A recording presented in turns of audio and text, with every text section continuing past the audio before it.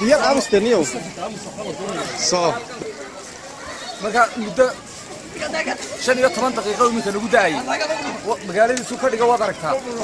dhinac walba dhagax mooy wax kale yaala ma jiro marka waa aayad ilaahay weeyaan oo waxa lagu tusaayo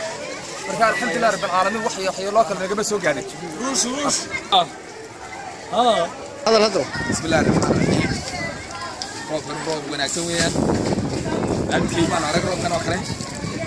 laakiin wax dhiba muhiim الحمد لله لكن والله يقول كويس كان نمعه ما شاء الله ودي اركي يدي